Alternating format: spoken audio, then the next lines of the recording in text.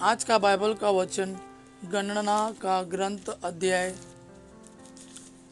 11 वचन 25 से 29। दूसरा वचन सन याकूब का पत्र अध्याय 5 वचन 1 से 6। और आज का सुसमाचार सन मरकुस के अनुसार अध्याय 9 वचन 38 से 43, 45 और 47 से 48 तक। गणना का ग्रंथ अध्याय 9 वचन गणना का ग्रंथ अध्याय 11 वचन 25 से 29।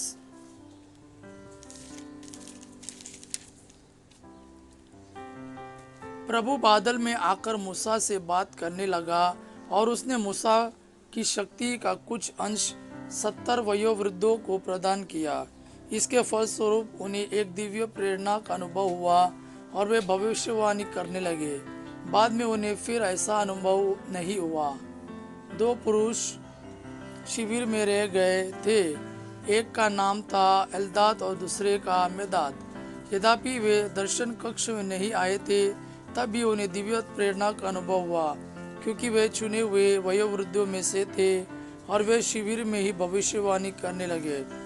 एक नवयुवक दौड़कर मूसा से यह कहने आया, एल्दाद और मेदाद शिविर से भविष्यवाणी कर रहे हैं। नून के पुत्र योशुआ ने, जो बचपन में मूसा की सेवा करता था, यह कहकर अनुरोध किया, मूसा गुरुवार उन्हें रोक दीजिए।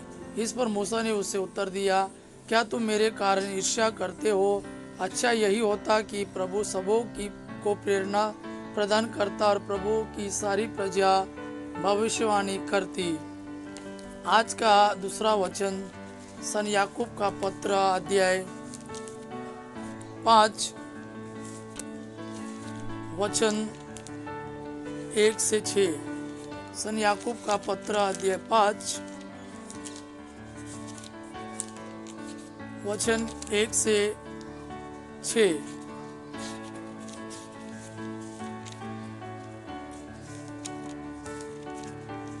धन्यो, मेरी बात सुनो।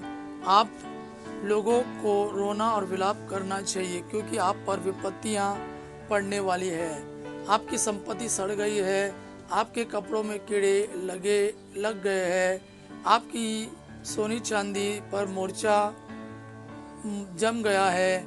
वह मोर्चा आपको दोष देगा, वह आग की तरह आपका शरीर खा जाएगा। यह युग का अंत है और आप लोगों ने धन का ढेर लगा लिया है। मजदूरों ने आपके खेतों की फसल लूनी और आपने उन्हें मजदूरी नहीं दी। वह मजदूरी पुकार रही है और लूटने वालों की दुहाई विश्वमंडल के प्रभु के कानों तक पहुंच गई है। आप लोगों ने पृथ्वी पर सुख और भोग विलास का जीवन बिताया है और वध के दिन के लिए अपने को हष्टपुष्ट बना लिया है। आपने धर्मी को दोषी ठहराकर मार डाला है और उसने आपका कोई विरोध नहीं किया। आज का सुसमाचार सन मरकुस के अनुसार अध्याय 9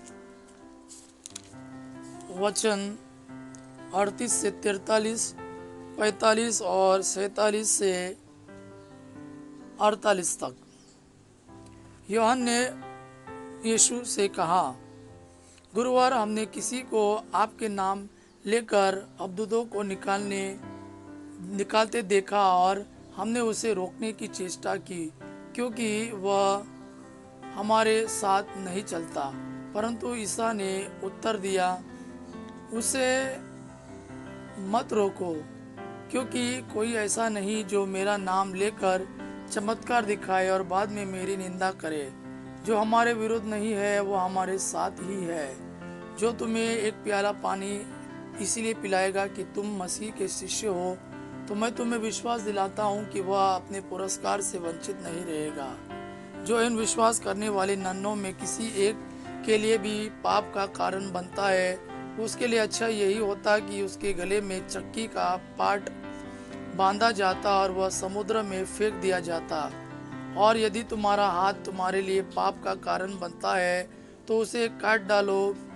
अच्छा यही है कि तुम लूले होकर ही जीवन में प्रवेश करो, किंतु दोनों हाथों के रहते नरक की न बुझने वाली आग में न डाले जाओ। और यदि तुम्हारा पैर तुम्हारे लिए पाप का कारण बनता है तो उसे काट डालो। अच्छा यही है कि तुम लंगड़े होकर ही जीवन में प्रवेश करो, किंतु दोनों पैरों के रहते नरक में न डाले जाओ। और यदि तुम्हारी आंख तुम्हारे लिए पाप का कारण बनती है तो उसे निकाल दो। अच्छा यही है कि तुम काने होकर ही ईश्वर के राज्य में प्रवेश करो, किंतु दोनों आंखों के रहते नरक में न डाले जाओ, जहाँ उनमें पड़ा हुआ कीड़ा नहीं मरता और आग नहीं बुझती। यह प्रभु का वाणी है। प्रभु को धन्यवाद। आबा पिता की महिमा और पुत्र यीशु का प्रेम आप पर सदा सर्वदा बना रहे। आमीन।